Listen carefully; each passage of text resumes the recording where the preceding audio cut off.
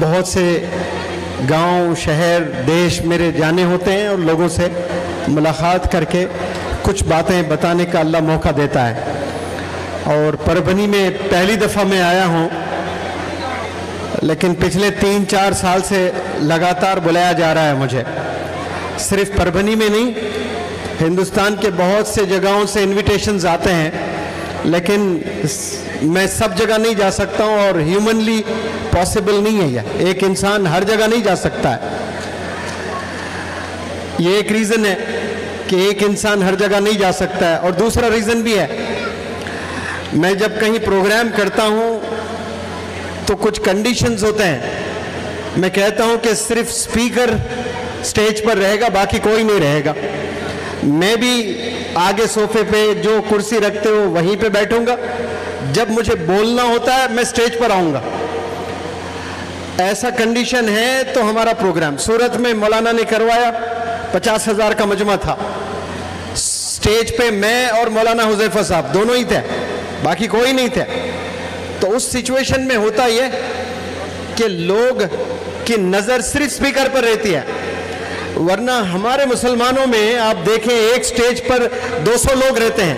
کبھی کبھار تو ایسا لگتا ہے کہ میں ایسے گھوم کے یہ لوگوں کی طرف سپیچ دوں کیا، اتنے لوگ جمع ہو جاتے ہیں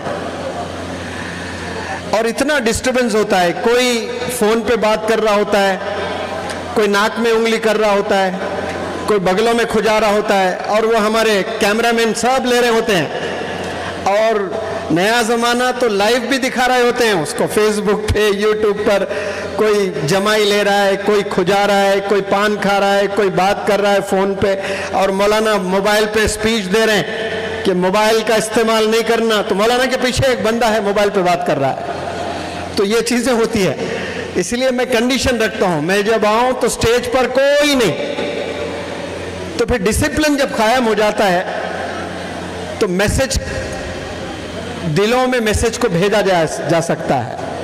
ورنہ شور شرابہ بہت ہوتا ہے. بہرحال الخیر فاؤنڈیشن کا میں شکر گزار ہوں کہ آپ نے یہ پروگرام کنڈکٹ کیا، اور بالخصوص چھوٹے چھوٹے اور نوجوان بچوں کو آپ نے ایک چیلنج دیا کہ 40 دن آپ نے بلا ناگا نماز پڑھنا ہے، اور انعامات بھی دیے گئے ہیں. اور آپ سب کی آنکھوں نے دیکھا مولانا حذیفہ صاحب وستانوی دامت برکاتہم العالیہ کے مبارک ہاتھوں سے ایک چھوٹے بچے کو سائیکل دی گئی ہے. اب میرے کچھ سوالات ہیں. سائیکل پر ایک بچہ کہاں سے کہاں تک جا سکتا ہے؟ بولے. گھر سے اسکول تک جا سکتا ہے، یس اور نو؟ گھر سے بازار تک جا سکتا ہے، گھر سے میدان تک جا سکتا ہے، گھر سے ننیال تک جا سکتا ہے، گھر سے ددیال تک جا سکتا ہے. اگر ایک مسلمان کا جوش بڑھ جاتا ہے تو کوئی 1 کروڑوں میں اپنے گھر سے مکے تک بھی جا سکتا ہے سائیکل پر، جو آج کل کوئی ایک بندہ جا رہا ہے. اب وہ سائیکل آپ کو انعام کے طور پر مل رہی ہے، تو آپ کہاں تک جا سکتے ہو سائیکل سے؟ بتائیں. اسکول، کالج، مارکیٹ، گراؤنڈ، رشتہ دار کے گھر، یہیں جاؤ گے نا آپ. یہ انسانوں نے تحفہ دیا ہے آپ کو. لیکن یہ نمازیں اگر آخری سانس تک آپ اہتمام کے ساتھ پڑھیں گے، انشاءاللہ اللہ ایک سواری دے گا، وہ جنت لے جائے گی وہ سواری. آپ کہاں جاؤ گے اس سائیکل پر بیٹھ کر؟ آپ کو سیدھے کوئی وہاں ٹریفک پولیس مین نہیں رہے گا لائسنس پوچھنے کے لیے، سپیڈ چیک کرنے کے لیے آپ اوور سپیڈ کر رہے ہو. سپر سپیڈ کے ساتھ آپ کی سائیکل جائے گی اور سیدھے آپ کو منزل تک لے آ کر چھوڑے گی، اور وہ منزل ہے جنت. یہ انسان کو اور والدین کو بالخصوص معلوم ہونا چاہیے کہ ہم بچوں کو سواری تو دلاتے ہیں، سائیکل دلاتے ہیں، 2 ویلر دلاتے ہیں، کار دلاتے ہیں. کہاں سے کہاں تک جاتا ہے آپ کا لڑکا سائیکل دلانے سے؟ اسکول میں جب بچہ 10th پڑھ رہا ہوتا ہے اور کامیاب ہو جاتا ہے تو باپ سب سے پہلے اس کو بائک دلا دیتا ہے تاکہ میرا بچہ کالج جائے بائک پر. باپ کی فکر کالج تک ہے، باپ کی فکر جنت تک نہیں ہے. اور جنت تک نہیں ہے باپ کی فکر تو پھر اللہ بھی وہ انتظامات نہیں کرے گا. اللہ پلاننگ کب کرتا ہے؟ جب فکر انسان کے دل میں آتا ہے، والدین کے سینے میں وہ فکر پیدا ہوتی ہے، تو اللہ سبحانہ و تعالیٰ بھی وہی پروگرامنگ کرتا ہے، پھر وہیں لے کر جاتا ہے آپ لوگ کو. تو فکر ہونا بہت ضروری ہے. تو یہ جو 25 بچوں کو انعام مل رہا ہے یہ اچھی بات ہے. موٹیویٹ کرنے کے لیے یہ آرگنائزیشنز کرتے ہیں, این جی اوز کرتے ہیں, لیکن اصل انعام اس کا یہاں نہیں ملنا ہے. ہم نے اصل انعام تو اللہ سبحانہ و تعالیٰ روز قیامت میں دینے والے ہیں.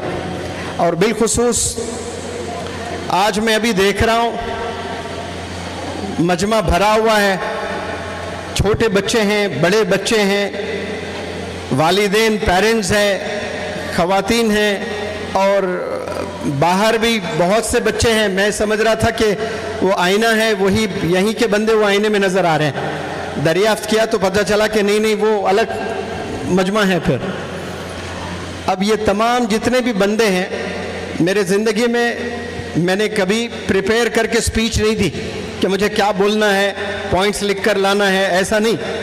میں بس کھڑے ہو جاتا ہوں اور تجربے سے باتیں رکھتا ہوں.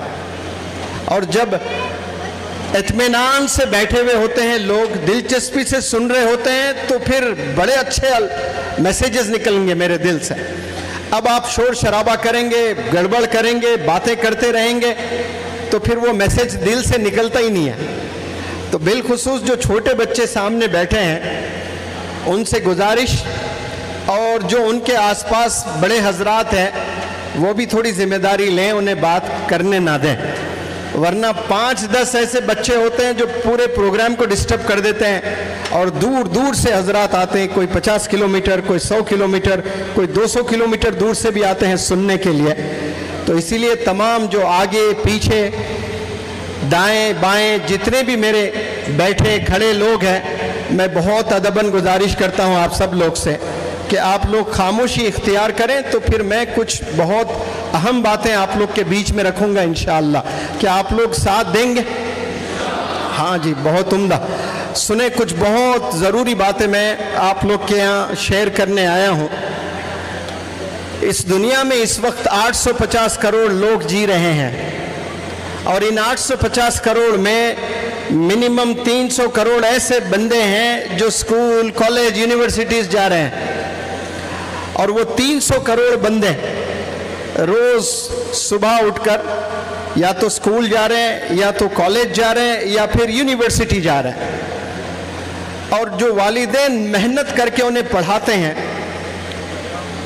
اسکولز بھیجتے ہیں, کالج بھیجتے ہیں, یونیورسٹی بھیجتے ہیں, اور یہ غلط فہمی ہوتے ہیں کہ یہ بچوں کو کامیاب کرنے کی ذمہ داری اسکولز کی ہے.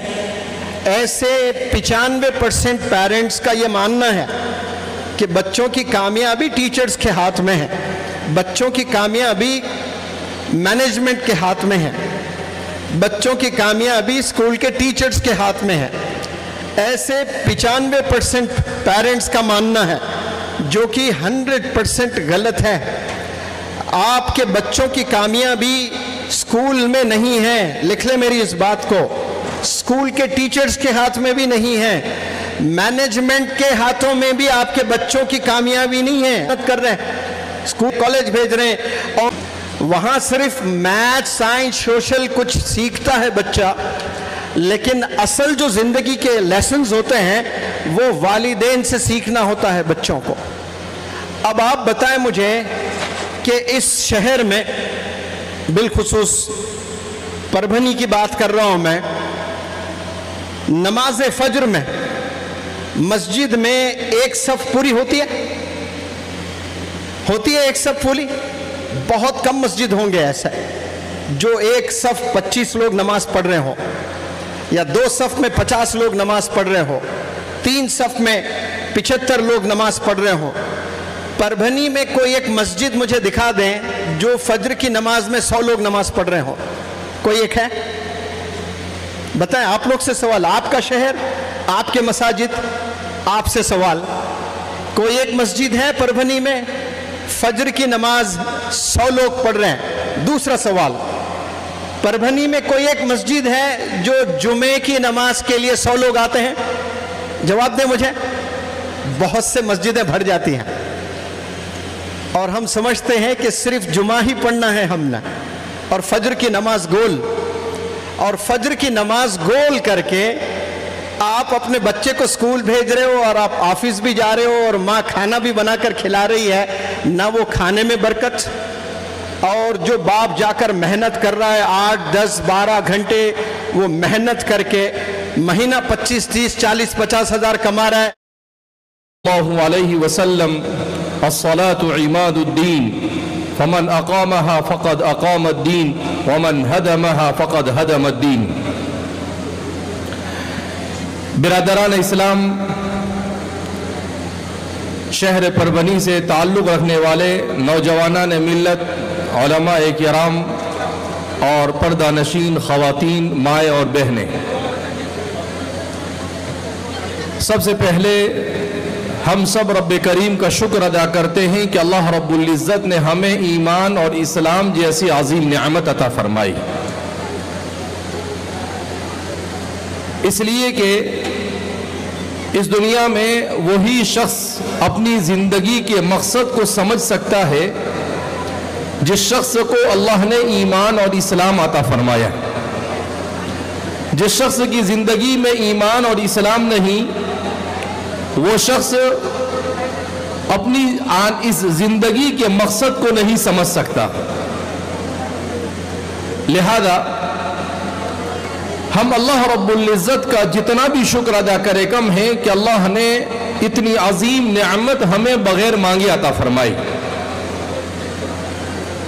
جو حضرات پروگرام میں تشریف لائے ہیں ان سے گزارش ہے کہ خاموشی اختیار کریں، کہ بھیڑ بھاڑ کا جمع ہو جانا یہ مقصود نہیں ہے۔ مقصود یہ ہے کہ اللہ ہم سے کوئی اچھی بات کہلوا دے، اسے ہم اور آپ توجہ سے سنیں اور اس پر عمل ہو جائے اور ہم سب سے اللہ راضی ہو جائے۔ لہذا اس بنا پر جو لوگ بھی مجلس میں آئے ہیں برائے کرم خاموشی اختیار کریں، شور شرابہ نہ کریں۔ تو اللہ رب العزت نے جو نعمت ہمیں عطا فرمائی، ہم جس دور سے گزر رہے ہیں یہ فتنوں کا دور ہے، اور فتنوں کے اس تاریک دور میں سب سے بڑا افسوس اس بات کا ہے کہ خود مسلمانوں میں ایک بڑا طبقہ ایسا ہے جسے اپنے ایمان اور اسلام کی کوئی قدر نہیں، وہ ایمان اور اسلام کی اہمیت کو سمجھنے کے لیے تیار نہیں، وہ ایمان اور اسلام کے تقاضے کو سمجھنے کے لیے تیار نہیں۔ وہ آج کی فیشنیبل دنیا اور اس دنیا میں جس دنیا کا ظاہر بڑا چمکدار ہے، جو دنیا انسان کو اپنی طرف کھینچ رہی ہے، اسی دنیا کے اندر میں مست ہوا چلا جا رہا ہے۔ وہ یہ سمجھ رہا ہے کہ اس کی کامیابی کس میں ہے؟ بڑا بنگلہ بنا دینے میں کامیابی ہے۔ وہ یہ سمجھ رہا ہے کہ اچھے اسکوٹر اور اچھی گاڑی میں چکر لگانے میں کامیابی ہے، اچھا کپڑا پہن لینے میں کامیابی ہے، اپنے آپ کو خوبصورت بنا دینے میں کامیابی ہے۔ وہ یہ سمجھ رہا ہے کہ کامیابی پیسے بنانے میں ہے۔ وہ یہ سمجھ رہا ہے کہ کامیابی پروفیشنل ایسا ایجوکیشن حاصل کرنا کہ اگر ایمان جاتا ہے تو چلا جائے مگر وہ ڈاکٹر بن جائے۔ تو اس طرح کی سوچ اگر مسلمانوں میں آتی ہے تو میں سمجھتا ہوں کہ اس سے زیادہ افسوس کی اور کوئی بات نہیں ہو سکتی ہے۔ اس لیے میرے بھائیوں، دوستوں اور بزرگوں اور ماں اور بہنوں، ہم اس بات کو سمجھے کہ اس وقت دنیا کا سب سے بڑا چیلنج کیا ہے۔ انسانوں میں سب سے بڑا چیلنج یہ ہے کہ انسان بن کر زندگی گزارے۔ آج کا انسان نہیں ہے، آج کا انسان جانوروں سے بدتر زندگی گزارنے کی طرف بڑھ رہا ہے۔ ایک طرف سائنس اور ٹیکنالوجی تیزی کے ساتھ انسان کو وسائل فراہم کر رہی ہے، اور دوسری طرف سائنس اور ٹیکنالوجی کے ترقی کرنے کے ساتھ ساتھ دنیا اخلاق کی پستی کی طرف چلی جا رہی ہے۔ ماں باپ کی خدمت کرنے کے لیے تیار نہیں، اور جگہ جگہ پر بوڑھوں کے ہاؤس بنائے جا رہے ہیں، اولڈ ایج ہاؤس بنائے جا رہے ہیں کہ آدمی جس ماں باپ نے پیدا کیا اور جس نے بڑا کیا، انہی ماں باپ کو بڑھاپے میں جب اس کی خدمت کر کر جنت کمانا ہوتی ہے، اس زمانے میں ان ماں باپ کو وہ دوسروں کے بھروسے پر اولڈ ایج ہاؤس میں جا کر چھوڑ دیتا ہے۔ اس سے زیادہ اخلاقی پستی تو شاید نہ زمین نے کبھی دیکھی نہ آسمان نے کبھی دیکھی۔ ایسی تعلیم کس کام کی جو ماں باپ سے انسان کو دور کر دے؟ انسان ایسی تعلیم کے بعد انسان دولت کے آ جانے کے بعد ایسے گھمنڈ میں مبتلا ہو جاتا ہے کہ وہ اپنے رشتہ داروں کو رشتہ دار نہیں سمجھتا، اپنے استاد کو استاد نہیں سمجھتا، اس کی نظر میں بڑے کی کوئی اہمیت نہیں۔ ادب اور احترام ہمارے بچوں سے، ہمارے نوجوانوں سے رخصت ہو چکا ہے، اور ہمیں بھی چھوٹوں پر شفقت کا جذبہ باقی نہیں رہا، جبکہ میرے اور آپ کے آقا احمد مصطفیٰ محمد مجتبی صلی اللہ علیہ وسلم فرماتے ہیں من لم یعقم یرحم صغیرنا فلیس منا، جو ہمارے بڑوں کا احترام نہ کرے اور جو ہمارے چھوٹوں پر شفقت نہ کرے وہ ہم میں سے یعنی وہ مسلمان نہیں ہو سکتا ہے۔ آج ہم جائزہ لیں، اگر ہم اپنے ایمانیات کا جائزہ لیتے ہیں تو مسلمانوں کو بڑا طبع ایسا ہے کہ اسے ایک مسلمان کو کیا عقیدہ رکھنا چاہیے اسے کچھ پتہ نہیں۔ اگر ہم اپنی عبادت کا جائزہ لیں تو ہماری مسجدیں 90% مصلیوں سے خالی ہے۔ اگر ہم رمضان میں جائزہ لیں تو ہمارا معاشرے کا ایک بڑا طبقہ ایسا ہے جو روزہ رکھنے کے لیے تیار نہیں۔ تعلیم یافتہ ہے تو وہ کہتا ہے کہ بھئی انسان بھوکا کیوں رہے؟ ارے بھئی اس لیے بھوکا رہے کہ اللہ نے حکم دیا ہے، اللہ کے حکم کے سامنے نہیں انسان جھکے گا تو کہاں پر جھکے گا؟ ابھی سفر کے دوران سر کے ساتھ بات ہو رہی تھی تو سر نے کہا کہ ایک آدمی نے، ایک ڈاکٹر نے سوال کیا اپنے سامنے بیٹھے کہ دوا کیا ہے، علاج کے بارے میں اس نے سوال کیا، تو لوگوں نے کہا کہ بھئی بیمار ہوتا ہے تو کسی کو اگر سردی ہو گئی ہے تو سٹریزن دے دی جاتی ہے، اگر بخار آیا ہے تو بخار کی صورت میں اس کو الگ الگ دوائیاں دی جاتی ہے۔ تو ڈاکٹر نے کہا بڑے اچھے انداز میں اپنے سامنے بیٹھے ہوئے کو سمجھایا، کہا کہ اصل دوا، کہا یہ آکسیجن، اگر خالق اور مالک نے آکسیجن نہ پیدا کیا ہوتا تو ہم 5 سیکنڈ بھی دنیا میں زندگی نہیں جی سکتے تھے۔ خالق اور مالک نے اگر یہ فضا اور ہوا کو نہیں بنایا ہوتا تو ہم اس دنیا میں نہیں جی سکتے تھے۔ اگر اس نے ہمارے لیے پانی کو نہ برسایا ہوتا تو ہم نہیں جی سکتے تھے۔ اگر اس نے رات کا نظام نہ بنایا ہوتا تو انسان سکون کی زندگی نہیں جی سکتا تھا۔ اگر اس نے سورج کو نہ پیدا کیا ہوتا تو پھولوں میں رنگت نہ ہوتی، پھلوں کے اندر میں مٹھاس نہ ہوتا، اور انسان کی زندگی کے اندر میں یہ ساری کی ساری نعمتیں خالق اور مالک نے انسان کے لیے پیدا کی ہے، مگر مال مفت دل بے رحم، یہ چونکہ مفت میں اللہ تقسیم کر رہا ہے اس لیے انسان کو اس کی کوئی اہمیت نہیں، وہ اسے گنتا ہی نہیں ہے۔ جبکہ اگر آپ کو 5 منٹ کے لیے آکسیجن ملے تو کیا ہوگا؟ ایک ڈاکیومنٹری میں دیکھ رہا تھا، اس میں اس نے کہا کہ اگر 5 منٹ نہیں 5 سیکنڈ کے لیے دنیا سے آکسیجن کو ہٹا دیا جاوے تو اس دنیا کا کیا ہوگا؟ کتنے سیکنڈ کے لیے؟ 5 سیکنڈ۔ کہ اگر 5 سیکنڈ کے لیے آکسیجن کو ہٹا دیا جائے تو پوری روئے زمین پر جتنی بھی بلڈنگیں ہیں وہ سب کے سب زمین بوس ہو جائے، ایک بھی بلڈنگ نہیں رہ سکتی۔ یہ سیمنٹ ہے، یہ جو پکڑ کر ایک دوسرے کو پکڑ کر بیٹھے ہیں یہ آکسیجن کی وجہ سے، جب آکسیجن اس میں سے کھینچ لیا جائے گا تو یہ دھڑام سے زمین پر آئے گی، چاہے کتنی ہی مضبوط عمارت کیوں کسی نے نہ بنائی ہو۔ اگر 5 سیکنڈ کے لیے آکسیجن کو ہٹا دیا جائے تو انسان کی جو چمڑی ہے وہ پانی کی طرح بہنا شروع کر دے گی، انسان کی جو ہڈیاں ہیں وہ بالکل ایسی کمزور ہو جائے گی کہ انسان کھڑا بھی نہیں رہ سکتا اور انسان بھی بیٹھ بھی نہیں سکے گا۔ تو اس نے گنایا کہ 5 سیکنڈ کے لیے اگر خالق اور مالک اس آکسیجن کو اس دنیا سے ہٹا دے تو پوری دنیا کا نظام ہی ختم ہو جاتا ہے۔ کتنی سیکنڈ کے لیے؟ 5 سیکنڈ کے لیے۔ اور ہم زندگی میں لاکھوں کروڑوں اور اربوں سیکنڈ تک اللہ کی اس نعمت کو استعمال کر رہے ہیں۔